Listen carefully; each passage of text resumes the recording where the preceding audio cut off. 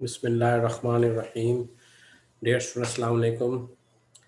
यकीनन आप लोग खैरियत से होंगे।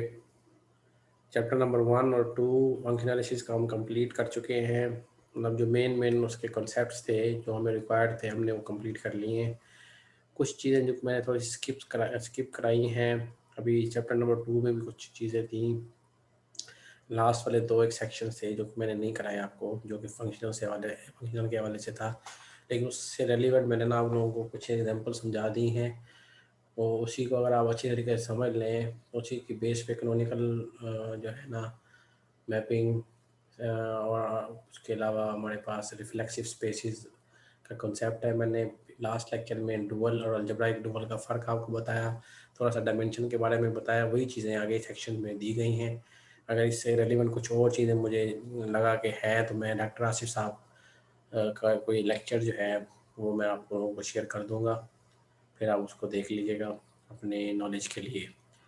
तो टाइम क्योंकि शॉर्ट है, ऑलरेडी 32 लेक्चर हमारे हो चुके हैं, तो मेरा आइडिया यही है कि मैं तकरीबन अभी हमारे पास 12 एक लेक्चर्स हैं, 12 से 14 लेक्चर हैं। तो हम चैप्टर नंबर 3 और इससे रिलेटेड कुछ जो एप्लीकेशन हैं फंक्शन एनालिसिस की डिफरेंशियल इक्वेशन में, वो हम करें। तो जो हमारा चैप्टर 3 है वो इनर प्रोडक्ट स्पेसिस और हिल्बर्ट स्पेसिस से रिलेवेंट है। इनर प्रोडक्ट स्पेस और हिल्बर्ट स्पेस का हो सकता है आपने नाम पहले सुना हो। थोड़ा सा इसको देखते हैं, रिकॉल करते हैं कि ज़रूरत क्यों पेश आई और हम इस डायरेक्शन की तरफ आप क्यों आना चाह रहे हैं। इससे पहले मीट्रिक स्पेस का कंसेप्ट सबसे पहले हमने देखा, जिसके अंदर ना डिस्टेंस इन्वॉल्व थे। ऐसी स्पेसिस जिसमें हम दो पॉइंट्स के दरमियान में ना डिस्टेंस ले सकते थे, उनको हमने कंसिडर किया, उनकी प्रॉपर्टीज़ देखी, उनमें करेक्टराइजेशन की, कौन सी मीट्रिक स्पेसिस कंप्लीट होती हैं, कौन सी सेपरेबल होती हैं। तो जो कंप्लीट नहीं होती उनको कंप्लीशन की तरफ कैसे ले जाते हैं।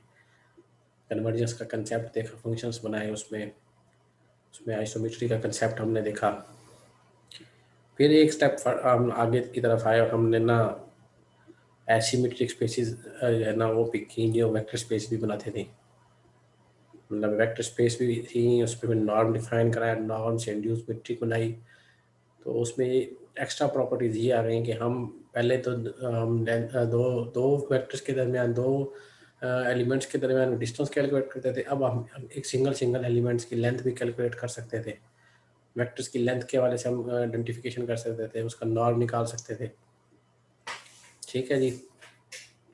फिर ऑपरेटर्स बनाए, लीनियर ऑपरेटर्स का कंसेप्ट दिया, लीनियरिटी की प्रॉपर्टीज को यूज़ करते हुए मुख्तलिफ किस्म के रिजल्ट्स प्रूव किए। बनाक स्पेस का दिया हमने आइडिया। अब एक स्टेप और ऊपर हम आना चाह रहे हैं। हम अब देखना ये चाहते हैं कि लाइंस तो बन गई। पहले लाइंस का कंसेप्ट था, लाइन जो वेक्टर से हमें लाइंस बनाने में हेल्प करते हैं। अब लाइंस बनाने के बाद हम देखना ये चाहते हैं कि दो लाइंस के दरमियान एंगल भी तो होता है। एंगल का कंसेप्ट अभी तक नहीं आया, ज्योमेट्री इन्वॉल्व नहीं हुई। वेक्टर्स आ गए थे, अब ज्योमेट्री को रिलेट करने के लिए हमें इनर प्रोडक्ट चाहिए।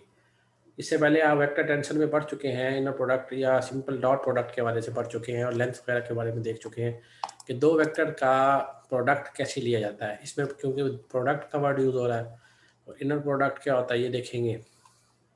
और ऐसी स्पेसिस जिसमें प्रोडक्ट डिफाइन कराया जा सकता है उसे इनर प्रोडक्ट स्पेसिस कहते हैं हम। तो डॉट प्रोडक्ट जो कि आप इससे बहुत ज़्यादा फेमिलियर हैं, फेमिलियर इसी वजह से हैं क्योंकि आपने पता है आपको, दो वेक्टर आप लेते हैं ए और बी, उनका डॉट प्रोडक्ट लेके एक स्केलर नंबर आता है। और इसके अलावा आप एक और तरह का भी प्रोडक्ट वेक्टर के अंदर मिल लेते रहेंगे जो कि क्रॉस प्रोडक्ट है। हम उसको डिस्कस नहीं करेंगे, हम इस पे फोकस करेंगे। डॉट प्रोडक्ट की जो जर्नलाइजेशन है उसको हम इनर प्रोडक्ट कहेंगे। उससे पहले आपने देखा था कि हमने मीट्रिक कैसे बनाया था। जो एब्सोल्यूट वैल्यू का डिस्टेंस हमने उससे जनरलाइज किया तो मीट्रिक बन गया। आर के ऊपर जो मॉड का कंसेप्ट था उसको जनरलाइज किया तो नॉर्म बना। अब इनर प्रोडक्ट जो डॉट प्रोडक्ट है इसको जनरलाइज करेंगे तो इनर प्रोडक्ट बनेगा। और लेंथ हमारे पास कैसे डिफाइन होती है, इनर प्रोडक्ट का स्क्वायर रूट। किसी वेक्टर का अगर आपने लेंथ लेनी है तो उसका आप डॉट प्रोडक्ट लें, उसी के साथ उसका स्क्वायर रूट ले लेंगे और लेंथ आ जाएगी। और ऑर्थोगोनैलिटी या परपेंडिकुलर का कंसेप्ट, ये सबसे अहम है जो कि हमें ज़रूरत पड़ती है। आपने वेक्टर्स में ना दो वेक्टर्स के दरमियान में परपेंडिकुलर का कंसेप्ट पढ़ा था। उसमें आप कहते हैं कि दो वेक्टर्स जिनके दरमियान में 90 डिग्री का एंगल बन रहा है ना, उनको कहते हैं परपेंडिकुलर होते हैं वो। लेकिन यहाँ पे जो वर्ड ऑर्थोगोनैलिटी यूज़ हो रहा है ना, उसको देखेंगे कि ऑर्थोगोनैलिटी में परपेंडिकुलर में फ़र्क क्या है। ये मैंने आपको क्लियर करना है, बड़े अच्छे तरीके से एक्सप्लेन भी करना है, इसको आपने खुद इसको गौर भी करना है। अभी तो मैं आपके लिए ये क्वेश्चन छोड़ रहा हूँ कि मुझे आपने बताना है कि ऑर्थोगोनैलिटी में और परपेंडिकुलर में क्या फ़र्क है, क्या दोनों एक जैसी चीज़ें हैं। तो फिर हम अलग अलग वर्ड यूज़ करते हैं, फिर तो हम लिटरेचर में सिर्फ परपेंडिकुलर ही कहते रहते हैं। ऑर्थोगोनैलिटी क्यों इन्वॉल्व हो रही है?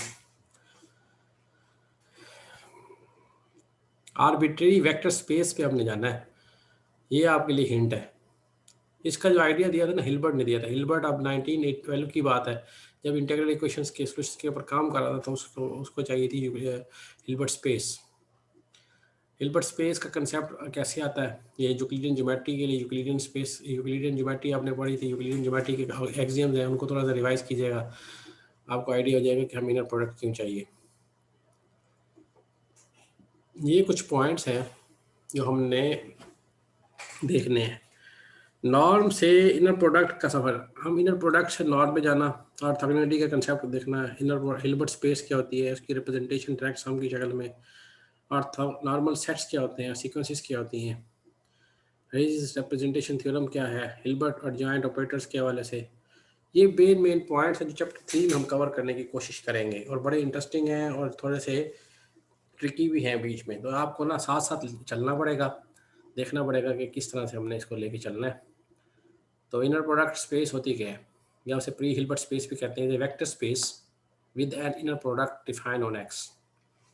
और इनर प्रोडक्ट क्या है? जैसे कि नॉर्म और नॉर्म स्पेस में फ़र्क है, चीज़ इनर प्रोडक्ट और इनर प्रोडक्ट स्पेस में फ़र्क है। इनर प्रोडक्ट ये होता है जी, inner product is a map from X cross X to its field.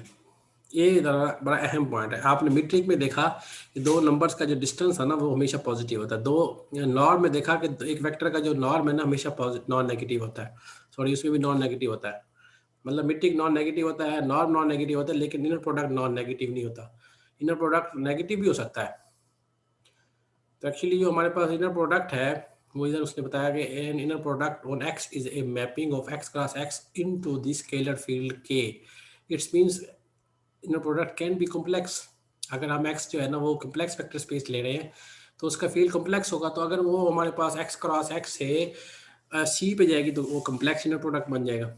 Complex होने की वजह से ही हमारे पास जो थर्ड प्रॉपर्टी है, उस पर आप एम्फिसाइज करें, तो आप देखेंगे कि एक्स वाई का इनर प्रोडक्ट जो है ना, वो वाई एक्स के कॉन्जुगेट के इक्वल होता है। तो इनर प्रोडक्ट की ये चार प्रॉपर्टीज है। कि इनर प्रोडक्ट की पहली प्रॉपर्टी ये है कि ये फर्स्ट आर्गुमेंट में लीनियर है। फर्स्ट आर्गुमेंट, इसके दो आर्गुमेंट्स हैं। आर्गुमेंट्स मीन दो पोजीशंस पे है। ये पहली पोजीशन है जिस पे एक्स प्लस वाई है, फर्स्ट पोजीशन के ऊपर, दूसरी पोजीशन पे नहीं, क्योंकि यहाँ पे ना यहाँ पे सिमिट्री नहीं है। कम्प्लेक्स केस में सिमिट्री नहीं है, लेकिन रियल केस में अगर तो रियल इनर प्रोडक्ट के अगर रियल फील्ड लेते हैं, तो फिर सिमिट्री बन जाएगी। अगर एक्स का एक्स से ले ना इनर प्रोडक्ट, वो हमेशा नॉन नेगेटिव होता है। और एक्स से एक्स का जो अगर इनर प्रोडक्ट जीरो तभी होगा जब एक्स जीरो होगा, अदरवाइज नहीं होगा। इफ एंड ओनली इफ है। IP4 के ना इनर प्रोडक्ट, आई कैपिटल पी कैपिटल 4, शॉर्टली हम इसे कहते हैं इनर प्रोडक्ट की फोर्थ प्रॉपर्टी है। इनर प्रोडक्ट की पहली property, second property, third property, ये चारों प्रॉपर्टीज आपको याद होनी चाहिए। और ये हर एक्स वाई के लिए हैं, पहले तीन। तो ये आखिरी वाली जो है ना, ये सिर्फ एक्स के लिए है। Norm define from inner product, या इंड्यूस्ड कैसे करते हैं नॉर्म? नॉर्म के लिए एक्स का एक्स से इनर प्रोडक्ट लिया, उसका स्क्वायर रूट लिया, और वो इक्वल ले होता है एक्स नॉर्म के। आप देखेंगे कि हर इनर प्रोडक्ट जो होता है ना, वो नॉर्म बनाता है, और her inner product space norm space होती है। इसका मतलब है कि वो मीट्रिक स्पेस भी होगी, इसका मतलब है कि मीट्रिक में भी जा सकते हैं। तो ये जो सेकंड वाली इक्वालिटी है ना, ये बड़ी फेमस इक्वालिटी है। ये हमें ना तीन स्पेसेस के दरमियान, मीट्रिक स्पेस, ये मीट्रिक स्पेस, ये norm space, inner product space, तीनों के दरमियान में एक ब्रिज है। कि आप अगर इनर प्रोडक्ट स्पेस में मौजूद हैं, तो वहाँ से आप मीट्रिक नॉर्म पे जा सकते हैं, और नॉर्म को यूज़ करते हुए आप मीट्रिक पे जा सकते हैं। इसका मतलब है कि हर Hilbert space complete inner product space को कहते हैं। तो अगर स्पेस कोई हिल्बर्ट स्पेस है, तो वो बनाक स्पेस होगी। Hence, inner product space are norm spaces and Hilbert spaces are Banach spaces. ये बात याद रखें।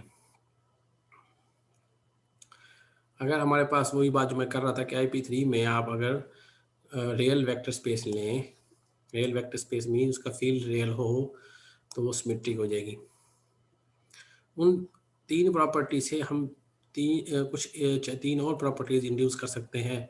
मैंने लिनियरिटी को कंबाइन करके उन्होंने लिख दिया alpha x plus beta y comma z is equal to alpha x y x z plus beta y z, और एक्स इंटू अल्फा वाई का अगर लेना है तो इसको आप alpha conjugate into x y कर सकते हैं। सेकंड वाले आर्गुमेंट में ना लीनियर नहीं होता क्योंकि कॉन्जुगेट इन्वॉल्व हो जाता है। अगर तो वो रियल हो तो होगा तो फिर हो जाएगा, अगर तो रियल फील्ड होगा, क्योंकि यूजली रियल फील्ड होता नहीं है। इनर प्रोडक्ट एक्चुअली ना जनरलाइजेशन है डॉट प्रोडक्ट की। डॉट प्रोडक्ट तो आप R2 में लेते थे या R3 में लेते थे, या जनरली आप Rn में ले सकते हैं, लेकिन हमारे पास तो वेक्टर स्पेसिस बहुत सारी हैं, फाइनाइट डायमेंशनल भी है, इनफाइनाइट डायमेंशनल भी है। तो ये जो डिबेट है ना आगे चलती रहेगी। और आप लोगों ने थोड़ा सा जो मैंने क्वेश्चन आपसे किया है ऑर्थोगोनैलिटी और परपेंडिकुलरिटी का, उसको आपने देख के आना है कि दोनों में क्या डिफरेंस है।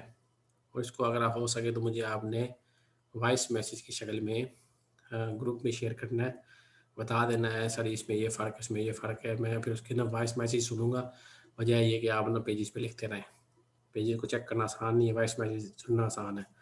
तो जो आपको लगता है कि दोनों कंसेप्ट में क्या फ़र्क है उसको वॉइस मैसेज आपने भेजना है। यहीं पे अभी शॉर्ट सा एक लेक्चर था, इसको यहीं पे ख़त्म करते हैं। अपना ख्याल रखिएगा। अल्लाह हाफिज़।